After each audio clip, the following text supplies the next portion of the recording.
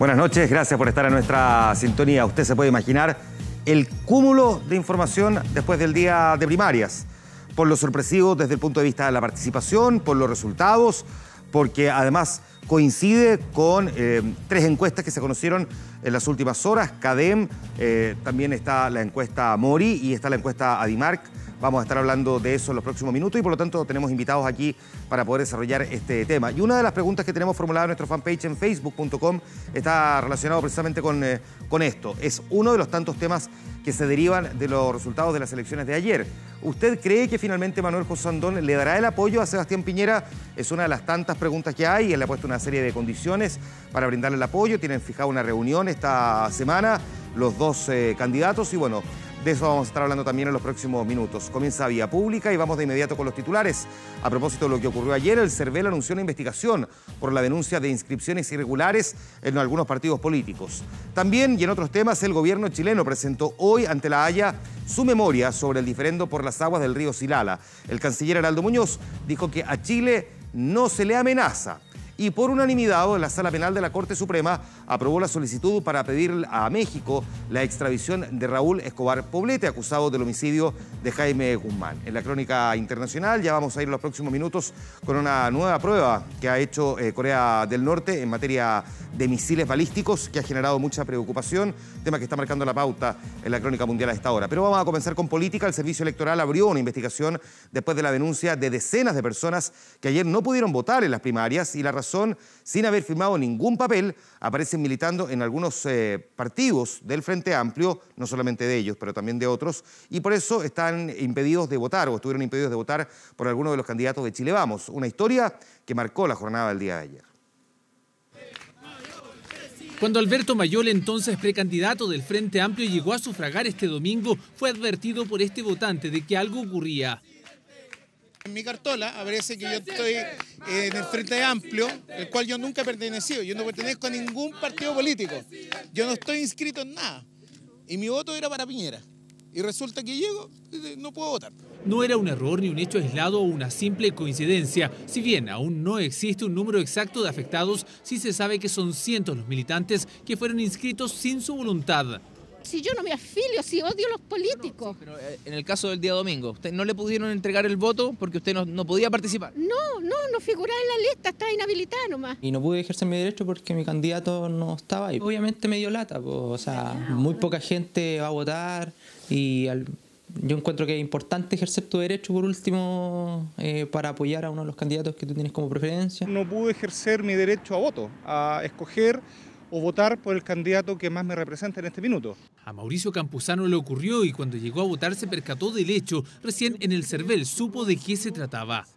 El dato preciso es que desde el 11 de junio del 2013 yo aparezco firmando una ficha de inscripción en el Partido Ecologista Verde, pero nunca firmé una adhesión a este movimiento o partido político. Entonces aquí la pregunta es, ¿alguien falsificó mi firma? También figuran personas militando en Revolución Democrática y los otros partidos que integran el Frente Amplio. La oposición presentará un oficio al CERVEL. Cuando uno está frente a un caso, puede señalar que es un hecho fortuito. Cuando estamos frente a 2 casos, podemos señalar que es una coincidencia. Pero cuando son decenas, centenares y eventualmente miles de casos, evidentemente estamos frente a un fraude amplio. Nosotros vamos a estar así, con todas nuestras fichas, para que la gente pueda ver quién firmó, quién no firmó. Nosotros creemos acá que hay un problema administrativo por parte del CERVEL que yo creo que tiene que ser revisado. Nosotros nos ponemos a disposición de la. No tiene responsabilidad el CERVEL toda vez que la suscripción y firma del documento lo realiza un tercero. Por lo tanto, las explicaciones que puede haber detrás de estos fenómenos pueden ser diversas. Y eso va a ser materia de las investigaciones y análisis que haga el Servicio Electoral.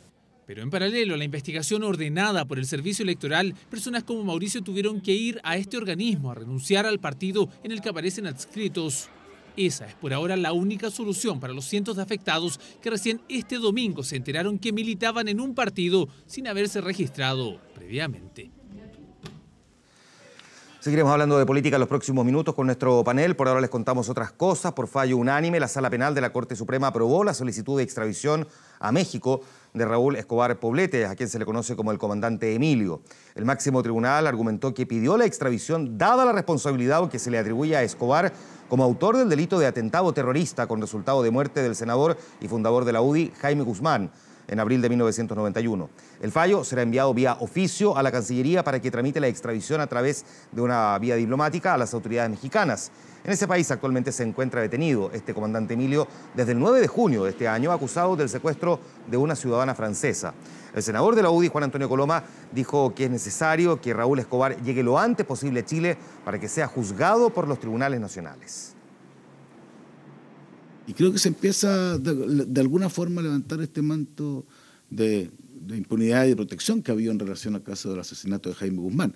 Y por eso es tan importante requerir de la autoridad chilena que a partir de mañana haga el máximo esfuerzo por acelerar estas acciones y podamos efectivamente como país tener las declaraciones en Chile, la detención y la condena, espero, de dicho inculpado en nuestro país.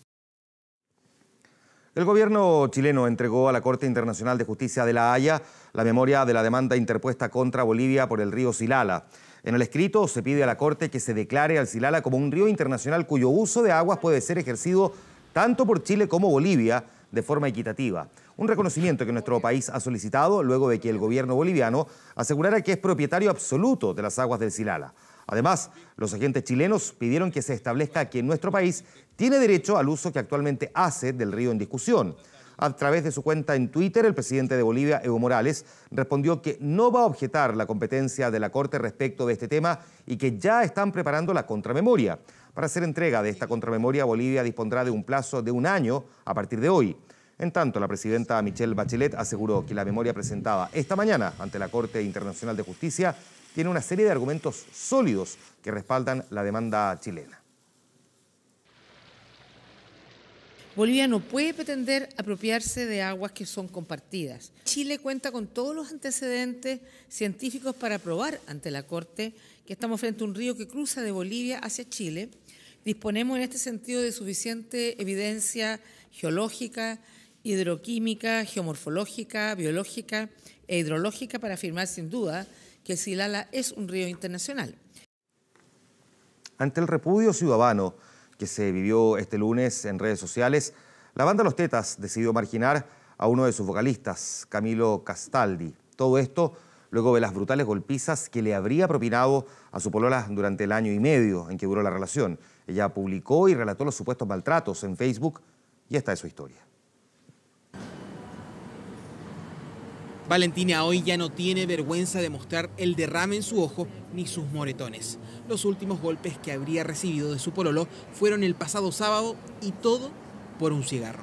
Y le pasé un cigarro que me pidió y se me cayó, me dijo que me venía a tirar cigarro y ahí me agarró, me empezó a decir imbécil, ahora vaya a ver, como las cosas que siempre dice, y me empezó a pegar combos, manotazos en la cara y después me quería sacar de la casa. Me decía, ándate de mi casa. Y me agarró, me tiró, me arrastró por todos lados. No es una, ni dos, ni tres, ni cuatro. En total hay más de 20 fotografías de brutales golpizas. Valentina dijo basta ya y publicó las imágenes en Facebook, además de un crudo relato de las supuestas agresiones de su pololo. Más de un año de violencia que ella cayó hasta el día domingo. Es una persona que tiene mucha violencia adentro y si yo lo llegara a hacer algo a él como que se cree lo máximo, me mataría. Ese es el temor con el que vive Valentina, de solo 23 años. ¿Y quién es su pololo? Dale, más bien que te pares. Yo soy agresivo, instinto de animales. El supuesto agresor es Camilo Castaldi, conocido como Titan, vocalista del grupo chileno Los Tetas. Según relata Valentina, su agresividad partió en los primeros meses del pololeo, todo según ella, por una fuerte adicción a la cocaína que arrastra hace años. Moretones por todas partes, la cara, los brazos, las piernas, yeso en esta pierna. Tuve una contusión en la cabeza donde tenía sangre por todos lados. También una herida acá en el cuello que también acá sangra mucho, que me cortó como con un vaso de vidrio y mucha sangre. Tiene trastorno psicológico, él tiene problemas mentales y además su consumo de drogas. Eso lo llevó a pegarme, yo creo. Intentamos por distintos medios contactarnos con el vocalista de Los Tetas, pero estuvo inubicable. No apareció en su departamento. Solo se manifestó a través de su cuenta de Facebook, asegurando que el testimonio de Valentina es falso, que ella tiene problemas psicológicos y que en varias ocasiones se ha autoinfligido heridas. Eso es falso. O sea, yo me hice esto Yo me pegué aquí, es como que dijeran que Nabila se sacó los ojos. Para mí, yo intento no exaltarme y no enrabiarme porque es lo que me han aconsejado, pero tengo mucha rabia. Pudimos hablar con un testigo de lo sucedido, quien prefirió ocultar su rostro por miedo. Escuché gritos, malas palabras, y después por las cámaras vi que este joven tironeaba a esta niña y la trataba de sacar hacia afuera de su departamento. La abracé porque ella lloraba y tiritaba como un perrito. Y decía que, yo le dije, mijita, le dije, ¿cómo usted aguanta esto? Entonces ella me dijo que amaba al tipo, y yo le dije que ese no era amor. Tras lo ocurrido este fin de semana, Camilo Castaldi quedó formalizado por lesiones menos graves en contexto de violencia intrafamiliar y quedó con orden de alejamiento de la joven. Esta fue la primera denuncia que hizo Valentina en 1 año 7 meses de relación. ¿Por qué no lo hiciste la primera vez que te golpeó? Porque, bueno, lo que he dicho siempre, lo quería ayudar, tenía como, no sé si una obsesión con querer ayudarlo, pero yo sentía mucho amor y compasión por él y quería sacarlo de la droga. Él me decía que yo lo ayudaba. ¿Pero estaba dispuesta a que te golpeara por eso? No sé, me cegué, no tengo explicación realmente. En horas de la mañana, los tetas a través de su página de Facebook hacían un llamado a ser responsables con las declaraciones y que iban a respetar lo que dijera la justicia antes de tomar posturas. Ante las críticas ciudadanas, esta tarde la agrupación decidió marginar a Camilo Castaldi de la banda, lamentando lo vivido por Valentina. Según cifras del CERNAM, una mujer que es víctima de agresiones constantes demora en promedio 7 años en hacer la primera denuncia. Hoy el vocalista de los tetas involucrado en este caso se mantiene en silencio. Valentina hace un mea culpa. Claramente me equivoqué, debía haber abandonado a la primera agresión. Y en otra de las historias que ha marcado la pauta en estas horas, en estos días, son los 8 segundos de terror que se vivieron ayer en el Casino Monticello, 8 segundos en los que el veterinario Osvaldo Campos pierde el control y arremete con total frialdad a balazos contra los trabajadores del recinto, matando a 2 de ellos. Advertimos que las imágenes son evidentemente muy sensibles.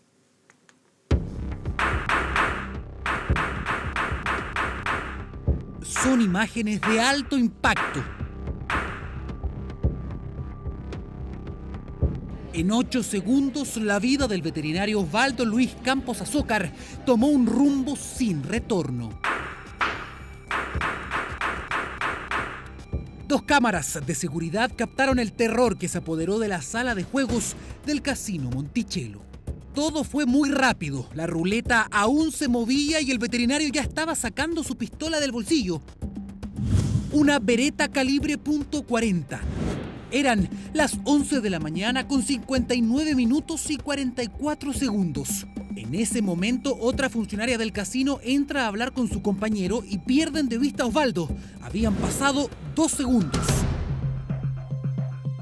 Los primeros disparos fueron directo al croupier. El tercero le da de lleno a la mujer. Fueron 4 disparos a quemarropa en menos de 2 segundos.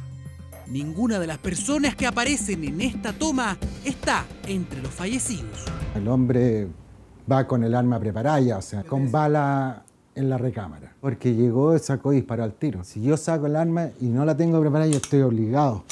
Fracción de segundo que le da tiempo a otra persona que pueda arrancar. Si se sacó el bolsillo, ya se la sacó preparada porque hizo el tiro. Con una posición segura de tiro y sin vestigios de duda, el veterinario sigue disparando al resto de los trabajadores del casino. El asesino apunta y mueve la mira, siguiendo blancos en movimiento. Tomó a 2 manos, posición de frente, directo hacia el blanco. O sea, directamente sí sabía tomar el arma. Y punto directo. Cuando se levanta, ya tiene el arma sobre la mano y empieza a disparar a las personas que están en cuenta, donde él empieza a realizar los disparos, no en forma aleatoria, él va directamente hacia las personas que se encontraban en el lugar. Oscar Reyes se llevó la peor parte y recibió 4 proyectiles, uno de ellos en el cráneo. Sus compañeros se protegen como pueden mientras el homicida sigue disparando su pistola. El veterinario descargó el arma 2 veces, más de 20 tiros consecutivos en menos de 15 segundos. Al principio no vio a una croupier que se lanzó bajo otra mesa escapando de su línea de visión. Aterrada, la mujer trata de esconderse a medida que el veterinario avanza a su posición.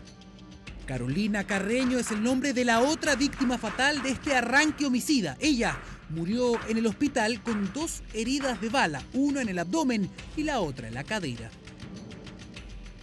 Él ve específicamente a quién quiere disparar y contra ellos abre fuego. Porque por la distancia que ocurre, es una distancia corta, no es solo causar daño, es causar la muerte.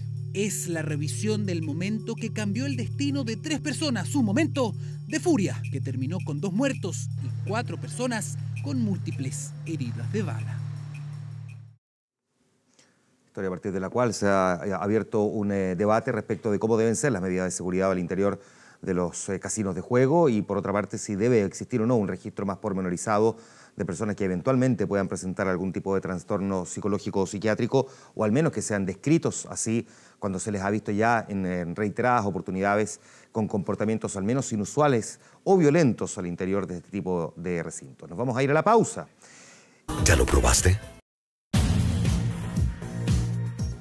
Estamos de regreso, tal como les decíamos al comienzo del programa. Corea del Norte lanzó hace poco más de una hora un misil balístico desde una provincia cercana a su frontera con China, según confirmó el ejército surcoreano.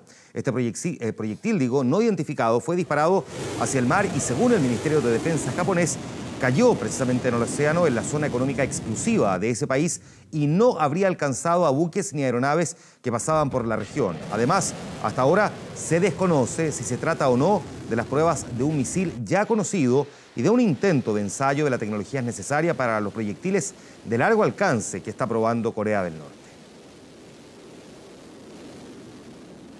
En Estados Unidos, el presidente Donald Trump sigue arremetiendo contra los medios de comunicación y especialmente contra la prensa. Este domingo publicó un polémico video donde ataca a la cadena CNN. El mandatario tuiteó material donde aparece dándole varios puñetazos al estilo lucha libre a un hombre al que le puso digitalmente un logo de la cadena de noticias en la cara. En el hashtag junto al video pone Fraud News, noticia fraude, aprovechando el momento que grabó como una broma en 2007 para un programa de televisión. Esta reacción de la cadena de noticias no se hizo esperar y, a través de un comunicado, CNN lamentó la promoción de la violencia contra los periodistas y el comportamiento juvenil, dijo, del presidente de Estados Unidos. Este es el segundo ataque a los medios de comunicación que el magnate realiza en pocos días. La semana pasada insultó a través de Twitter a 2 presentadores de la cadena de televisión NBC porque lo habían criticado. Y en los deportes, tras caer en la final ante Alemania, la selección dejó hoy San Petersburgo. Ahora la máxima preocupación se centra en las eliminatorias, puntualmente en los duelos ante Paraguay y Bolivia. Vamos a revisar más detalles en la nota de nuestro enviado especial a Rusia, Sergio Pinto.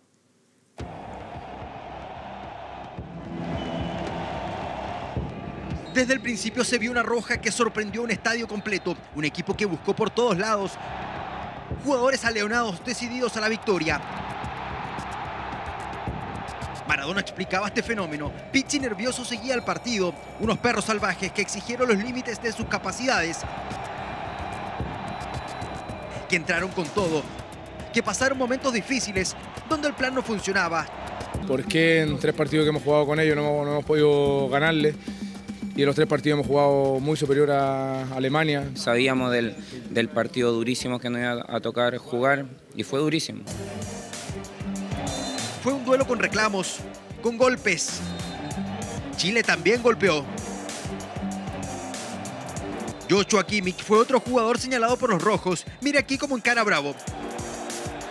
Gary va al rescate, pero llega Vidal, quien empeora las cosas. Y eso que son compañeros en Bayern Múnich. ¿Qué pasó con Kimmich? ¿Queda en la cancha? No, nada, sí, queda en la cancha. Tiene que aprender algunas cosas.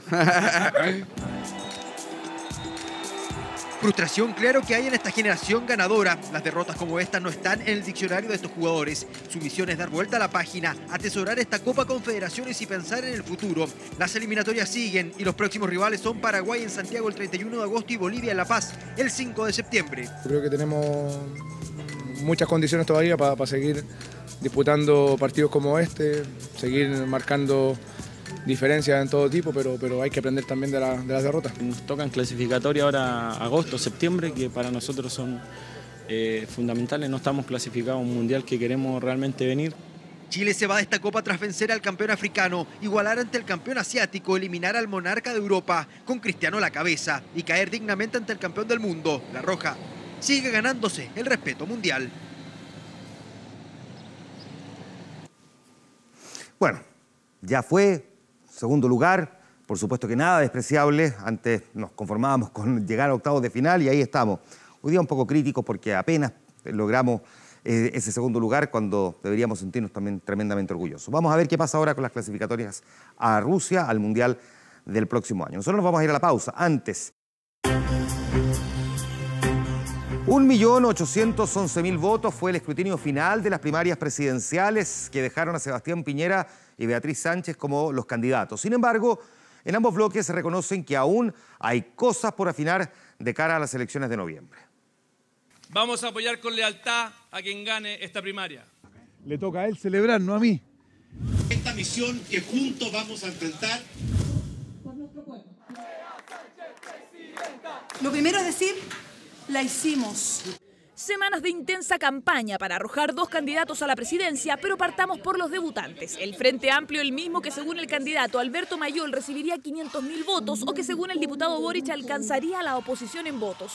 Sin embargo, nada de eso ocurrió. El bloque obtuvo 327.613 votos, menos de la cuarta parte de lo obtenido por Chile Vamos, y de ello, un 67,56% de las preferencias fueron para Beatriz Sánchez. Y de miras a noviembre tenemos que hacer un mayor despliegue territorial. Frente Amplio tiene que llegar a mucha más gente de la que llegamos hoy día si queremos ganar la elección. Se cierra una etapa donde habían dos bloques y comienza una etapa donde empezamos a disputar el poder. Resultado que es mirado con ojos críticos desde la oposición. Los mejores gestos y señales que grafica la votación de Frente Amplio es la alegría de la nueva mayoría, que vio que no se infló el Frente Amplio. Mientras que en el caso de Chile Vamos, la historia es distinta. 1.417.637 votos que superaron las metas autoimpuestas, votación de la que Sebastián Piñera fue el ganador con el 58,36% de las preferencias. Señal de unidad en la que aún quedan puntos por resolver, empezando por definir el rol que tendrá en la campaña de Sebastián Piñera Manuel José Osandón, senador que en campaña criticó duramente al exmandatario y que con sus votos superó el resultado de todo el Frente Amplio. Reconozco su triunfo, yo siempre he cumplido mis compromisos. Pero no se les olvide a ustedes que los compromisos que uno asume no los asume solo con Chile Vamos. También los asume con la gente que vota. Se necesita por sobre todas las cosas la unidad. Yo quiero valorar las declaraciones que hizo anoche el senador Osandón. Pasito a pasito vamos a ir. Resultados que son mirados con matices por aquellos que no participaron, los candidatos de la nueva mayoría. Sebastián Piñera y Alejandro Guillé, aquí su seguro servidor, vamos a ser los que vamos a estar en la pelea grande.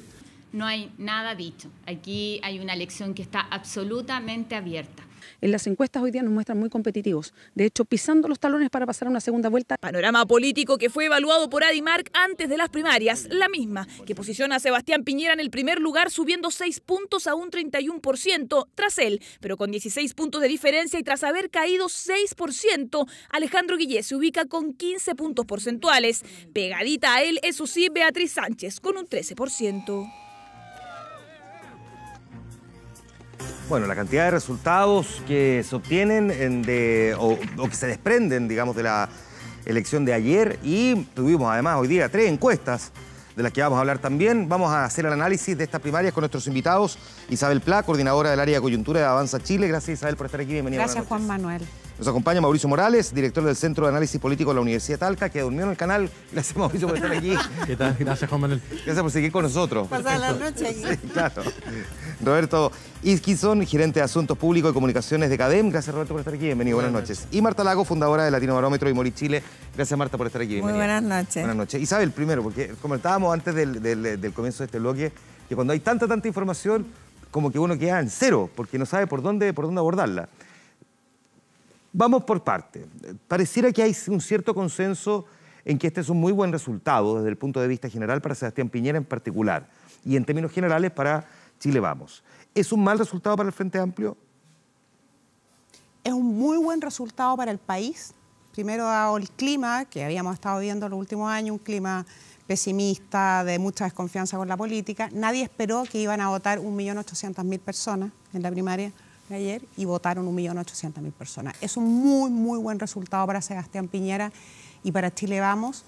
El Frente Amplio obtiene un resultado muy por debajo de su presencia pública. La presencia pública que adquirió el Frente Amplio en los últimos meses hacía pensar que podían llegar incluso a tener 500.000 votos, a compartir un número de votantes respecto del total, y sin embargo es bastante decepcionante, efectivamente. Por cada votante del Frente Amplio votan 4 personas en la primaria de Chile Vamos. Ahora, de todas maneras, es un resultado importante para la nueva mayoría. O sea, creo que la nueva mayoría no puede ningunear el resultado del Frente Amplio.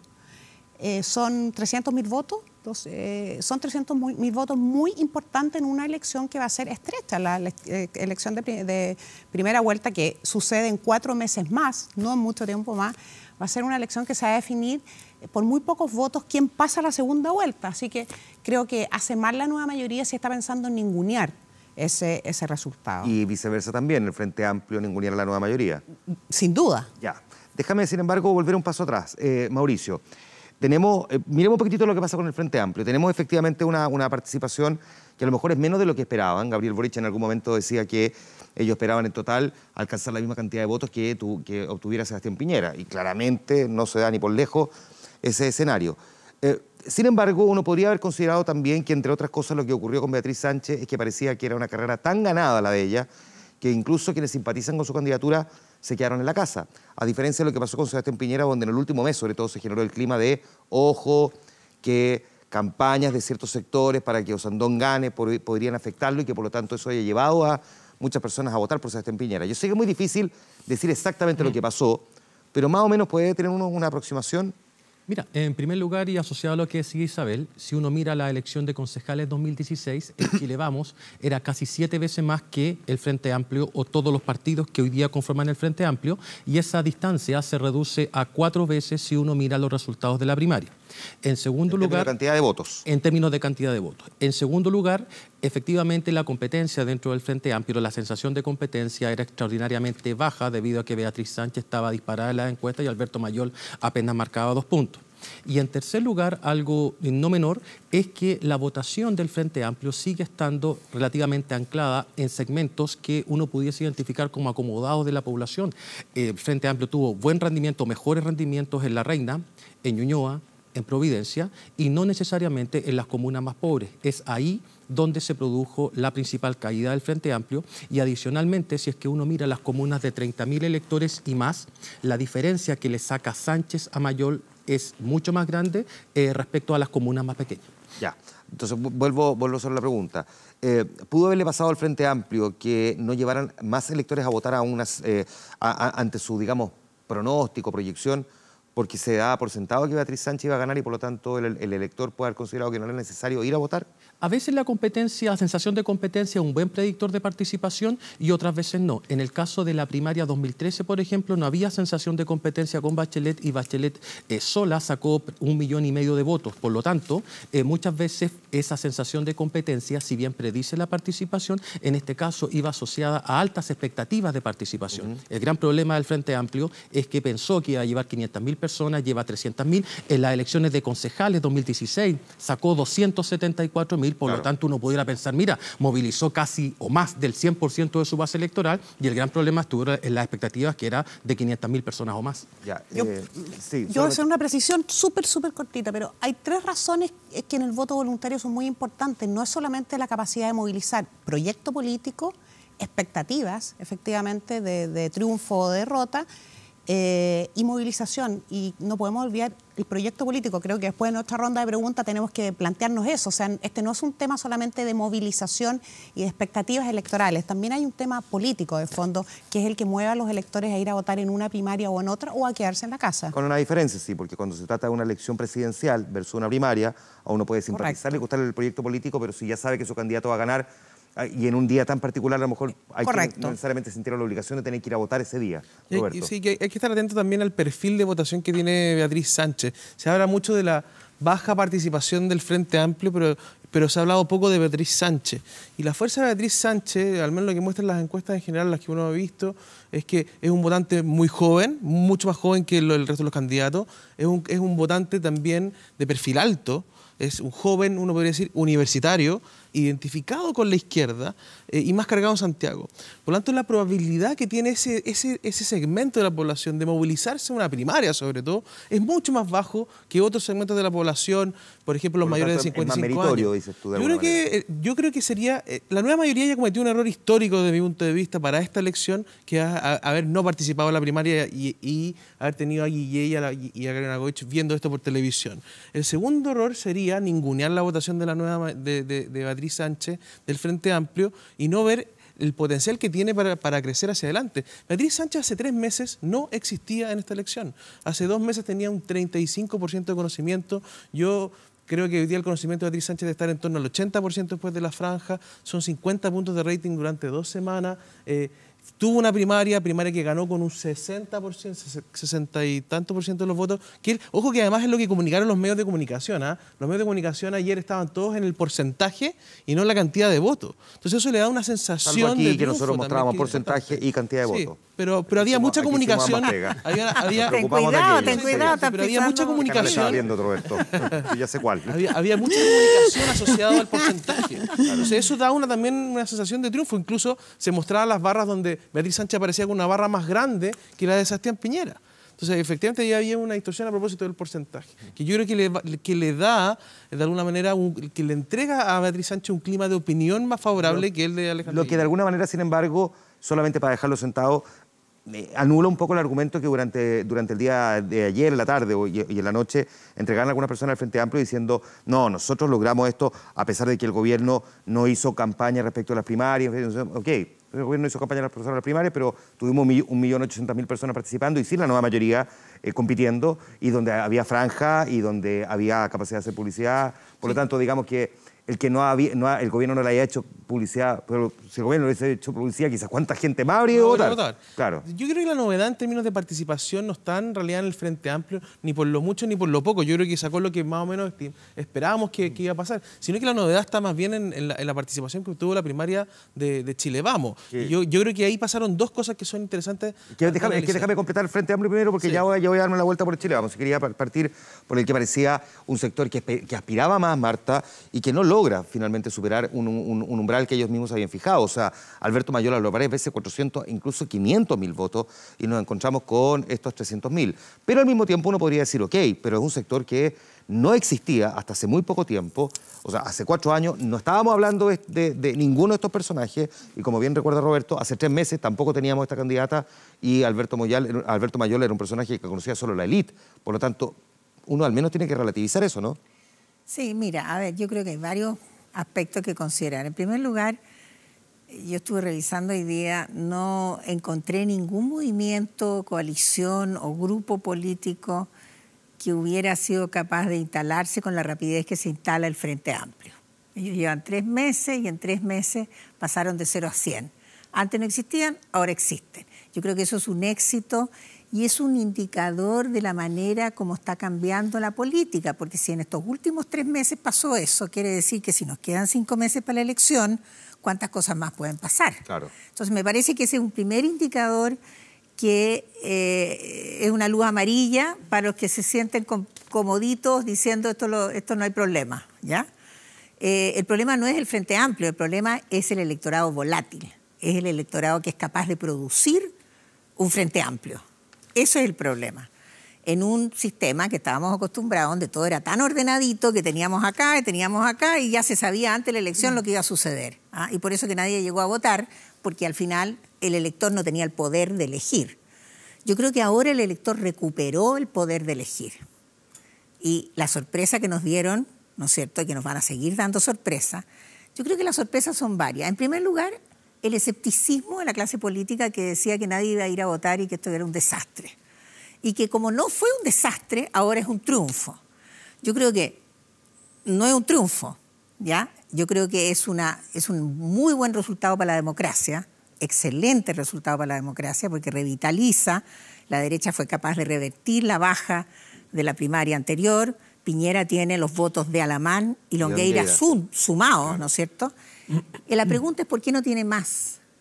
Expresidente, 200 y tantos millones de gasto en la campaña, una despliegue a través de Chile completamente desproporcionado con lo que hicieron los otros candidatos. O sea, si tú analizas el impacto de la campaña, tú dices el impacto de la campaña de Piñera es igual a 0.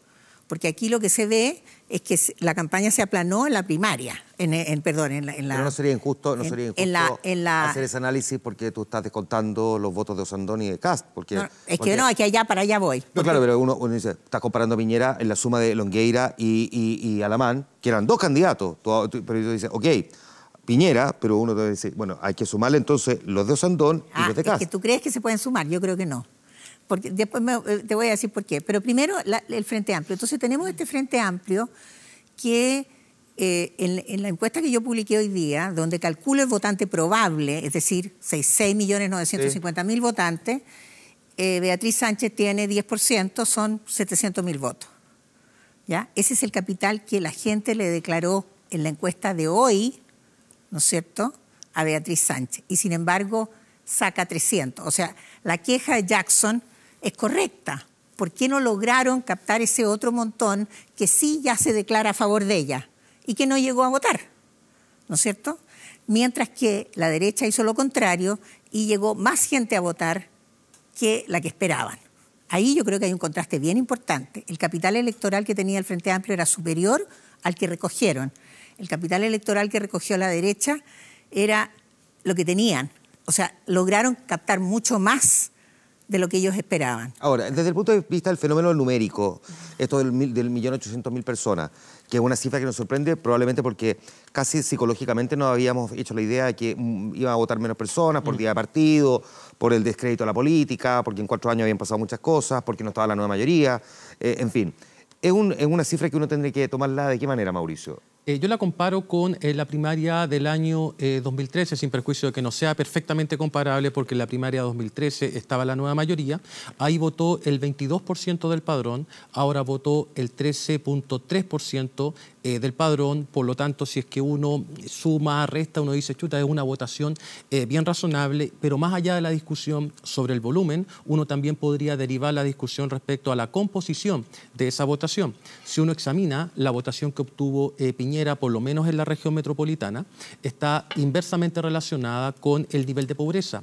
Él obtiene 80-70% en las comunas más ricas, sin perjuicio de que también tenga buena votación en comunas como Colina o Talagante, mientras que Osandón explota en las comunas más pobres de la capital, particularmente en Puente Alto, La Pintana, Pirque, San José, que no son tan pobres, pero es ahí donde él cultiva su base de apoyo. Por lo tanto, tienes una derecha con 2 cabezas. Yo tengo un dato distinto. 300, Puente Alto tiene 300.000 votantes, 315.000 votantes, y Osandón sacó 54. Entonces, por favor, no me digan que Osandón arrasa en Puente Alto. Bueno, porque pero apenas el 15% lo. Yo te pido la palabra. Claro, pero es que 15% y está participando el 13% de la gente, o sea, es una votación relevante y de hecho Osandón cultiva pero no es ahí. El arrase que todo pero el mundo ningún candidato va a arrasar en una primaria. Ningún candidato arrasa en una primaria. En una primaria es para elegir un candidato que es de la coalición y si tenemos un 13% de participación y Osandón tiene esos niveles de apoyo, la gran pregunta ahora es si esas 2 votaciones van a sumar en la primera vuelta. Ya lo vamos a ver en un momento más, Isabel. Ahora sí. Yo mira, fíjate que hay hartos mitos que andan dando vuelta y creo que es el momento de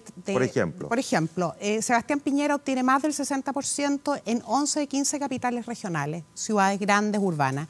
Obtiene cerca de un 70% en las 12 comunas más pobres de Chile.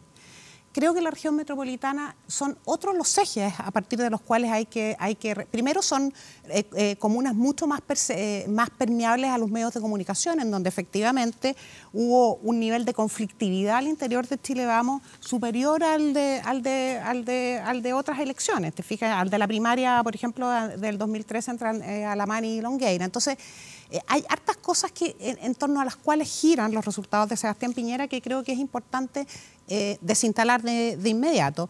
Me importa mucho la votación en las comunas más pobres de Chile, porque justamente Manuel José Osandón, sin perjuicio de que obtuvo una muy buena votación en general, se ha apropiado, ha intentado apropiarse de la votación en los sectores más pobres y eso no es efectivo. Obtiene una muy buena votación en Puente Alto y en las comunas aledañas a Puente Alto. En su circunscripción, digamos. Eso básicamente en su circunscripción senatorial. Ahora. Y en comunas, las estaba viendo ahora, donde Chile Vamos fue doblado en el 2013, donde no hay presencia hoy día de Chile Vamos, no hay alcalde, no hay parlamentario. Lo que sí es un hecho de la causa que la región metropolitana se convierte en uno de los problemas que tiene Sebastián Piñera, la encuesta CEP ya lo había reflejado. Uno de los desafíos, efectivamente. Claro, porque ahí donde, digamos, ahora está partiendo, se estrecha mucho la diferencia.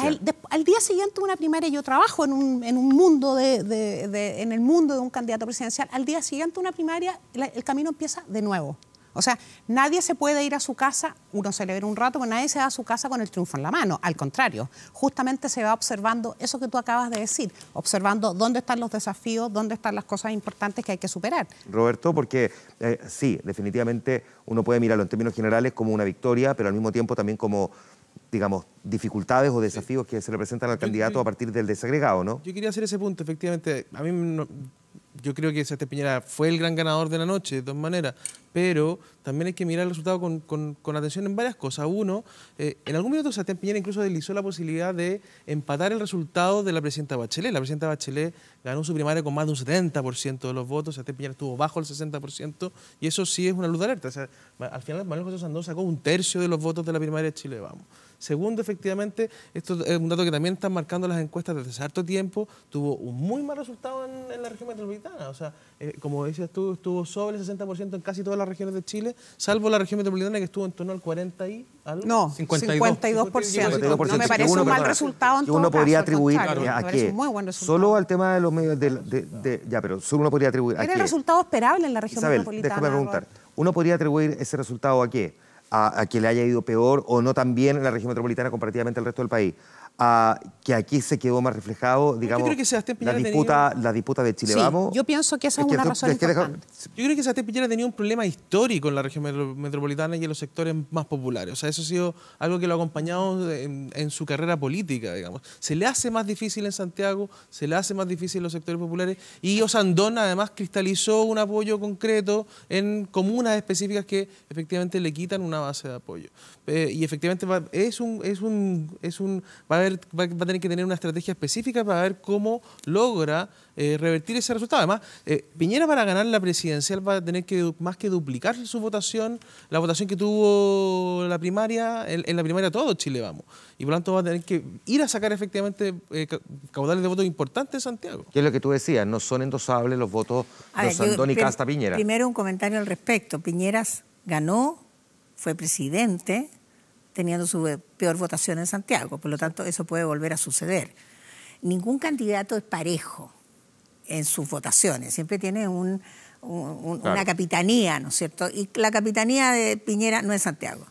La capitanía de nadie es Santiago, porque Santiago patea a todo el mundo. O sea, las grandes orbes generalmente son las que más protestan. Es donde se producen las revoluciones, es donde está la mayor cantidad de gente que no vota, donde está la mayor cantidad de comunas, por ejemplo, la comuna de Pintana, donde votó nada más que el 22% de la gente en las municipales. Entonces, yo no le daría tanta importancia a ese tema, porque yo creo que lo interesante del voto de la derecha, aquí hay dos cosas. En primer lugar, yo veo 3 derechas. Por eso que yo creo que no se pueden sumar. Y si tú corres la comparación de la derecha de la primaria del 2013 con esta primaria, con los datos de anoche, ¿no es cierto?, te encuentras con que no hay ninguna relación de los votos de Osandón con los votos de la derecha. Correlación inexistente. Mientras sí hay relación de los votos de Osandón con votos de Michelle Bachelet. Entonces, por lo popular, sí. Sí, es muy por lo popular. posible, Entonces, tenemos una derecha distinta en Osandón. Esto no es la derecha. La derecha de Piñera es una derecha que se ubica en la escala izquierda-derecha en el 8, 7,5, ¿ya? Osandón está en el 6,9. Está en otra parte de la derecha. La pregunta es, ¿acaso Piñera puede captar esa derecha? Y después tenemos una tercera derecha, que es la derecha de Kast. Curiosamente, si tú comparas los datos de Kast y los datos de Beatriz Sánchez, te vas a dar cuenta que tienen una distribución casi idéntica en el país. Es muy impresionante la similitud de los resultados regionales, comunales, en fin, de todo tipo, con una dispersión bastante pareja.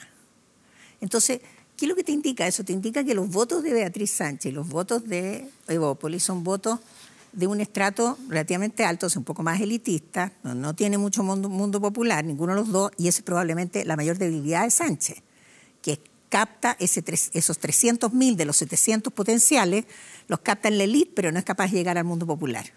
Lo de Kast no nos llama la atención porque eso lo sabíamos de siempre, ¿no es cierto? Y por lo tanto, eso es más o menos obvio, pero no era obvio en el caso de Beatriz Sánchez.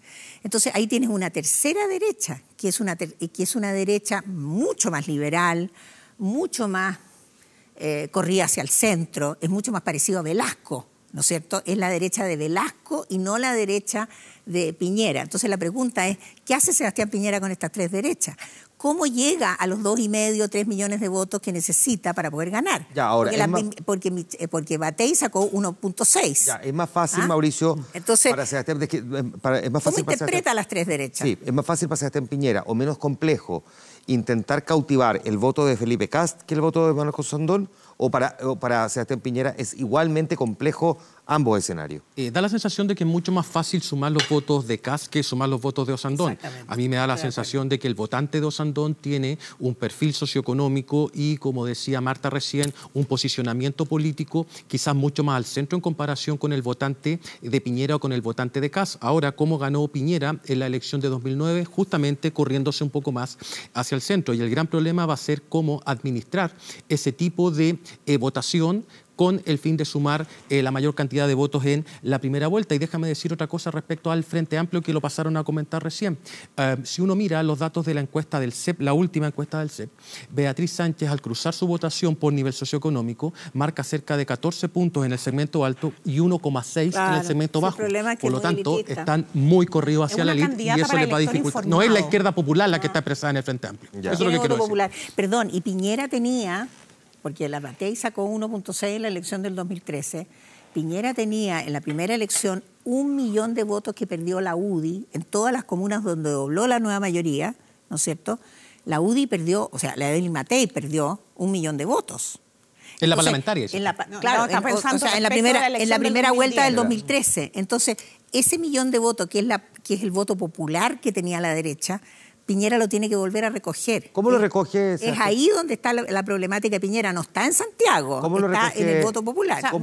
¿Cómo lo recoge? Porque Manuel José Osandón ha puesto algunas condiciones para entregarle su apoyo, independientemente de si Sebastián Piñera recoge esas 4 condiciones, que son básicamente mayores medidas de probidad para los funcionarios públicos, la derogación o cambios a la ley de pesca, que se impida la adopción por parte de parejas del mismo sexo y el gratuidad universal en educación.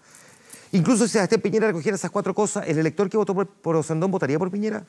Primero quiero decir algo bastante obvio, pero estamos hablando de una primaria, no de una elección general. Elegimos candidatos, no elegimos autoridades. Es importante marcarlo, porque no son comparables los resultados en una primaria, aun cuando haya 1.800.000 votantes respecto de los resultados en las elecciones anteriores, y eso es importante para la gente que nos está mirando y no es experta en este tema. Se pueden tomar algunos elementos, pero no son lineales, no se pueden comparar. Muy importante, por supuesto, son temas interesantes, sobre todo para nosotros que nos dedicamos a esto, pero es importante hacer la diferencia. 2, Sebastián Piñera no se sometió a una primaria en el 2009, por tanto, él pudo partir con un discurso, con un programa, con unas bases programáticas que efectivamente, como acaba de decir la Marta, eran mucho más amplias desde el punto de vista político y caminaban fuertemente hacia el centro. Chile vivía otro momento. Yo miro con bastante optimismo la consolidación de Chile Vamos, exactamente por lo que ocurrió anoche. Yo escuché hoy día por segunda vez el discurso que dio el senador Manuel José Osandón y me sorprendió. Lo consideré un discurso moderado, que no tiene nada que ver con el discurso que tuvo él durante su campaña. Así también la reacción de Felipe Kast. Lo que me está mostrando ahí son señales de unidad. ¿Cómo Chile Vamos? Chile Vamos es una coalición más importante y más grande que lo que fue nunca una coalición de la centro-derecha. Ahora, una cosa entonces, no que haga... No, pero eso significa también que hay... mi pregunta apunta a otra cosa. ¿Qué hace el elector? Porque el elector puede haber votado por Osandón... Los electores pueden hacer lo que... Primero hay que entender que los electores hacen lo que efectivamente quieran. Hoy día escuché a Carolina Goich llamar a los electores a votar por ella. Sí, está bien, pero en el entendido... Dame un segundo, Marta. En el entendido de que eso es bien obvio, digamos, el elector es dueño de su voto. El que vota por Osandón, ¿tiene posibilidades de Sebastián Piñera de recogerlo a partir de las 4 exigencias que le puso Sandón? Por eso es muy importante el trabajo justamente con los dos candidatos de la primaria que no fueron electos. El trabajo real, el trabajo de terreno y el trabajo programático, y el trabajo también de comunicación pública. Es muy importante que la campaña de Sebastián Piñera se impregne de elementos que fueron importantes, tanto para Felipe Kast como para Manuel José Sandón. Roberto, porque uno podría también decir hay incluso razones más emocionales, incluso. También las hay, o de rechazo a otro candidato. Gente que votó por Osandón y un Osandón contrario a Piñera que dice yo no voy a votar por Piñera en segunda vuelta. Y que algunos ya empiezan a decir no, el voto de Osandón puede ir a parar a Guillé, puede ir a parar incluso a Franco Parisi. Yo creo que hay que esperar las semanas que vienen y las señales, sobre todo, que se den entre los candidatos, la reunión que haya entre ellos. Creo que efectivamente sí, Osandón trae nuevos votos que no son propios de una primaria de la centro-derecha o de la coalición de centro-derecha, que tiene que ver con un votante de nueva mayoría, que ya sea porque la primaria le parece un acto republicano que hay que validar y que fue a votar y claro, que encontró en Piñera una oposición o un voto de rechazo a Piñera y eso lo encontró en Osandón, o otras posibilidades, digamos, que se hayan expresado en ese voto de Sandón. Yo creo que si uno ve el voto de Sandón y lo analiza, hay más o menos un tercio, o sea, 100.000 votos, que yo creo que efectivamente van a ser muy difíciles de traspasar, y la pregunta es cómo los otros 2 tercios Piñera tiene o no la capacidad de hacerlo. Ahora, si uno ve la cancha un poquito más grande, yo creo que hay 3 cosas que están jugando hoy día a favor hacia la candidatura de Sebastián Piñera. La primera es que sabemos que quien ha ganado la elección municipal ha terminado ganando la elección presidencial, y eso juega a favor de Chile Vamos. Chile Vamos ganó por primera vez la elección municipal, ganó Santiago, ganó Providencia, recuperó Maipú. En segundo lugar, sabemos también que quien ha estado ganando las encuestas, las preguntas espontáneas de las encuestas, 6 meses, 8 meses antes, también ha terminado ganando en las elecciones de noviembre. Entonces, eso es otro punto a favor de Sebastián Piñera. Y creo que el tercero, efectivamente, es que Piñera solo, como decía bien la Marta, superó la votación de Longueira y Alamán juntos, y luego tenemos casi 300.000, 400.000 votos extras en una primaria que sin duda es sorpresiva. Entonces, eso también, de alguna manera, yo creo que genera un clima de opinión muy favorable para la coalición, para Chile Vamos, y va a ser más fácil, no digo que sea del todo sencillo, pero sí va a ser más fácil atraer los votos de Osandón de lo que podría haber sido, por ejemplo, en un contexto mucho más complejo y con Osandón mucho más aguerrido. O sea, efectivamente, ayer Osandón tuvo un cambio de estrategia muy significativo. Yo quedé totalmente sorprendido. Digamos, no una golondrina. Bueno, sí, puede ser muy volátil, pero sin duda sorprende. ¿Dónde sale a buscar los votos Beatriz Sánchez ahora, Mauricio?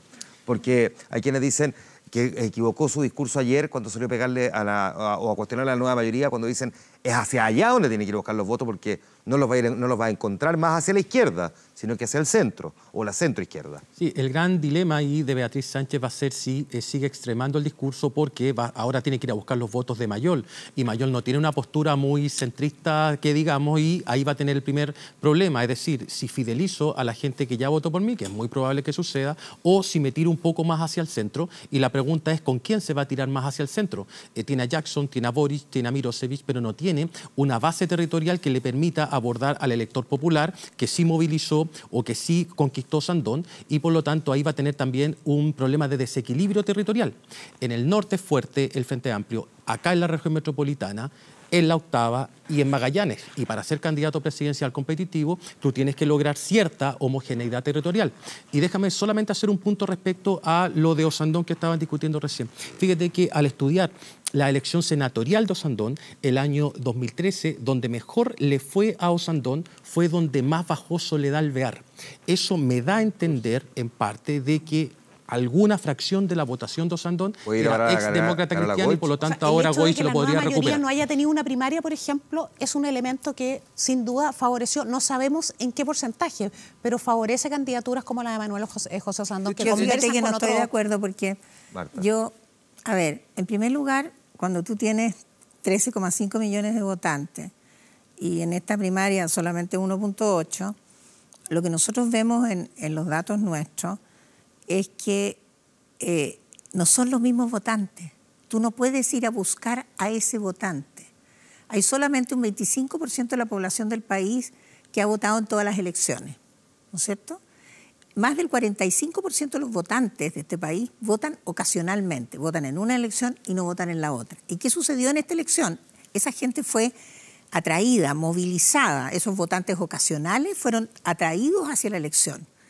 No hay ninguna seguridad de que ese votante, que es un votante ocasional, vote de nuevo. Entonces, cuando la gente dice, mira, es que resulta que yo voy a llamar a la democracia cristiana a votar por este, voy a llamar a los osandonistas a votar por el otro, ¿cómo capto no sé qué? No, aquí hay 7 de cada 10 chilenos que han votado alguna vez en su vida, hay 3 que no han votado nunca, ¿ya? Por lo menos 4 millones de votantes no han votado nunca. Esos 7 millones son el capital electoral de la campaña. Algunos van a ser pinchados por un candidato y otros no. Entonces, la campaña no se define en función de qué votos voy a ir a sacarle yo a Sandón o a Mayol o a no sé quién, sino que en función de que esa gente salió a votar por un señor que tenía un conjunto que le gustaba. Si no le gusta el conjunto, se va a quedar en la casa. Entonces, ese es el problema que tiene Guillé, que tiene Piñera. Yo creo que Piñera tiene totalmente asegurada la primera vuelta, pero no la segunda.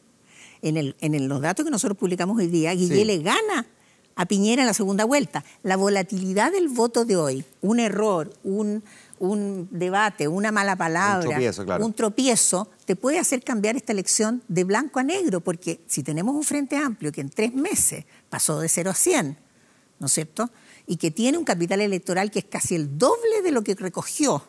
Entonces, estamos frente a una situación incierta, no en primera vuelta, porque yo creo que Piñera tiene ganada la primera vuelta. El problema es qué pasa con la segunda. Se me va el tiempo, así que, cortito, misma pregunta para los 4. ¿Dónde están los mayores desafíos? Primero para Alejandro Guillé, entonces, y también para Sebastián Piñera, si quiere asegurar el triunfo en segunda vuelta. ¿Dónde están los desafíos para Guillé ahora y para Sebastián Piñera? No, Guillé tiene que mirar muy bien lo que pasó en esta primaria y el desafío... Lo que los chilenos que fueron a votar ayer dijeron es que quieren un cambio o por lo menos un retorno a un camino distinto al camino que inició la presidenta Bachelet en el 2014. Ambos candidatos de la nueva mayoría se han planteado como continuadores de este gobierno, continuadores de la presidenta Bachelet. Lo primero que tiene que hacer Guillé, creo yo, es pensar muy bien qué es exactamente el proyecto político que le va a ofrecer a un país que quiere conquistar. Y lo que tiene que hacer Sebastián Piñera, lo hemos dicho acá, justamente es compenetrarse con la identidad de miles de electores de Manuel José Sandón y de Felipe Cas, esas otras 2 derechas a las que se refiere la Marta Lagos, y revisar muy bien qué sucede en aquellas ciudades que son más permeables a los medios de comunicación, a algunos conflictos, básicamente a la región metropolitana. Mauricio, ¿dónde están los desafíos de Guillé y de Piñera? El desafío de Guillé principalmente está en construir una base territorial. Hoy día no lo vemos mucho en campaña. No sé si los diputados y los senadores estén trabajando por él. El mismo mensaje va para Carolina Goich, pensando en que parte de sus diputados todavía están dudosos respecto a si ella llega hasta el final o no. Me parece que ahí los diputados, los alcaldes, los concejales, los cores de la democracia cristiana deberían comenzar ya a salir a la calle para hacer el territorial. Y en el caso de Piñera, naturalmente, hay que volcarse un poco más hacia el centro porque, como era una primaria, naturalmente tenía que buscar a los electores más extremos y ahora toca. Yo siempre digo, las primarias se ganan por los costados, la primera vuelta se gana por el medio, por lo tanto a Piñera le queda la segunda parte, que es entrar por el medio. Yo creo que en el caso de Guillé es recuperar la agenda, o sea, lleva algo más de un mes y medio fuera de la agenda, viendo por televisión la franja, viendo por televisión los debates y ha estado completamente ausente. Entonces, pero no le ha ido mal, oye. Nuestra encuesta, al menos, y lo que mide el clima de opinión, le ha ido mal. O sea, hoy día efectivamente... ¿Te parece que ganar en segunda vuelta es irle mal? No, yo creo que hoy día es que... Pero eso es con un tercio prácticamente de gente que está afuera. O sea, está, entiendo 6 millones 900. Margen de error, ¿no? 6 millones 900. 22, no, es significativo. Tiene 3 puntos de distancia. Pero con 30% fuera. Entonces... Pero ¿30% de qué fuera? Puede ganar la segunda vuelta, pero no está seguro que pase a segunda vuelta. También hay otras encuestas que dicen hoy día mismo que no pasa a segunda vuelta, que quien pasa a la segunda vuelta es la Beatriz Sánchez. Entonces, no hay ninguna encuesta que diga que pasa la Beatriz Sánchez a la segunda vuelta. Lo que hay... No, eso mide un clima de opinión. No. La encuesta de Roberto no dice que pasa a segunda vuelta. Lo que él tiene no son preguntas de intención de voto. Entonces aquí no estamos midiendo votos. Yo creo que lo importante... Lo acaba de decir el propio encuestador. Beatriz Sánchez gana por 2 puntos menciones espontáneas a Alejandro Guillé en la encuesta. Eso es una mención espontánea, esos no son, pero pregúntale al mismo encuestador que produce los datos qué significan los datos. Lo que efectivamente marca es un clima de opinión que hoy día es más favorable para Beatriz Sánchez, y lo importante para Alejandro Guillé es volver a recuperar un clima de opinión favorable para él. Alejandro Guillé estuvo empatado con Sebastián Piñera en enero con 22% y hoy día está en 9%, en 5 o 6 meses. ¿En qué está en 9%? En intención de voto espontáneo. Entonces, hay una tendencia decreciente. No existe. Bueno, está bien, Marta. Hay una tendencia decreciente de Alejandro Guillé que le obliga a recuperar esa agenda que ha perdido. Y en segundo lugar, tiene yo creo, una tentación, Alejandro Guillé, que es pegarse a la presidenta Bachelet. La presidenta Bachelet hoy día pesa más del doble, o marca, uno podría decir, es el doble de lo que es Guillé hoy día. La presidenta Bachelet está en torno a un 27% de aprobación.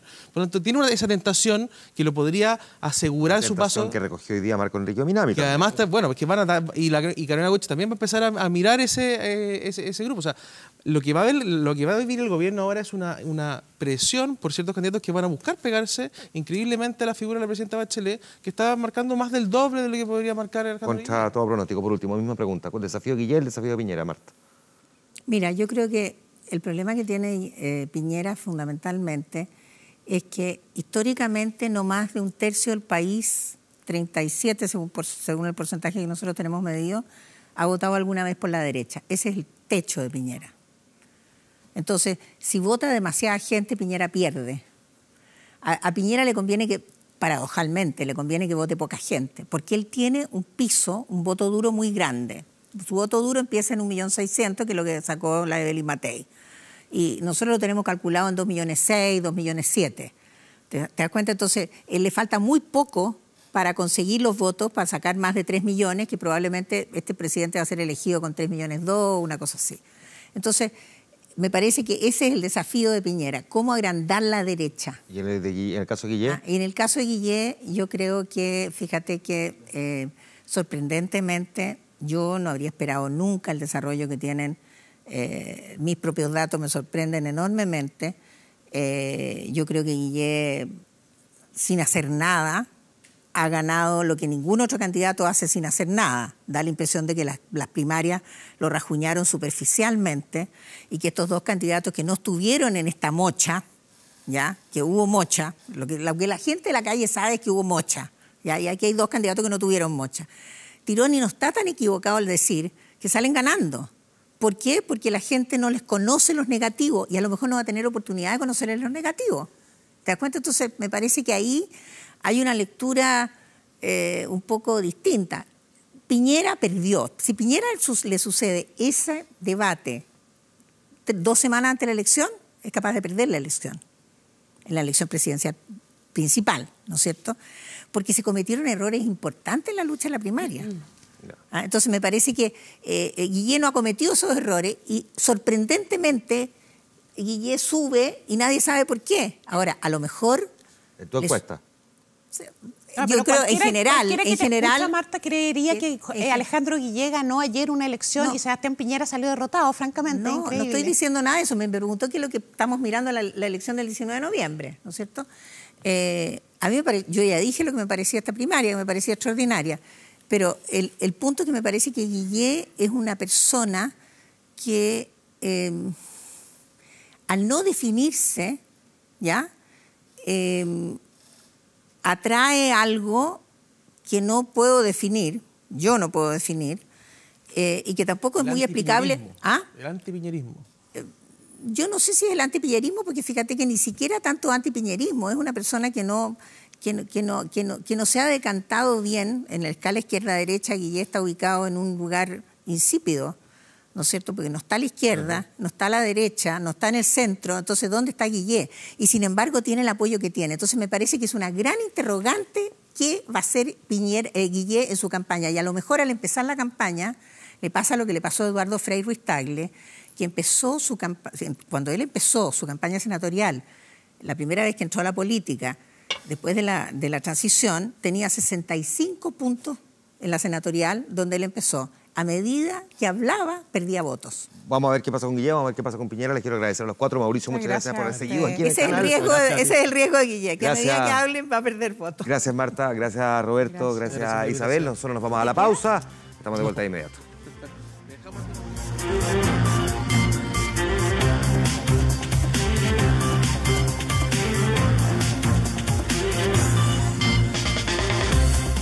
Puedes. Temazo.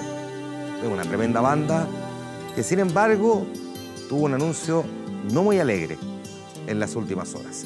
Ya vamos a hablar de eso. La pregunta que teníamos en nuestra fanpage en facebook.com/24horas.cl: ¿cree que finalmente Manuel José Andol le dará el apoyo a Sebastián Piñera? Sí, un 41%, no, un 59%. 4 condiciones ha puesto Manuel José para que eso ocurra. Ya las comentábamos más temprano. Ha dicho que quiere gratuidad universal, que se incluya en el programa del presidente o del candidato presidencial, que haya más probidad en los funcionarios públicos, la derogación o cambios importantes a la ley de pesca y además que se impida o que no haya un proyecto que impulse la adopción por parte de parejas del mismo sexo. Esas son las condiciones que pone Manuel José Andón. Veremos si finalmente se cumplen y por lo tanto le entrega el apoyo a Sebastián Piñera. Vamos a darle un vistazo a nuestro portal 24horas.cl. La ley de aborto, aprobaron la objeción de conciencia para el médico cirujano y todo su equipo. Recordemos que aquí había un debate que entre otros fue impulsado por la Universidad Católica, porque la objeción de conciencia estaba solamente garantizada en el proyecto de ley para el médico cirujano, que él se negara por objeción de conciencia a ser el médico que practicara el aborto. Pero ahora se había pedido desde la Universidad Católica que se incluyera todo el equipo médico, no solamente al cirujano. Y finalmente se terminó incluyendo eso y se aprobó esta objeción de conciencia con todo el equipo, lo que significa que se descarta por completo que una institución esté facultada para invocar esta negativa a realizar la interrupción del embarazo. Fue despachada por la Comisión de Constitución del Senado a la Comisión de Hacienda. Bueno, démosle un vistazo al pronóstico del tiempo.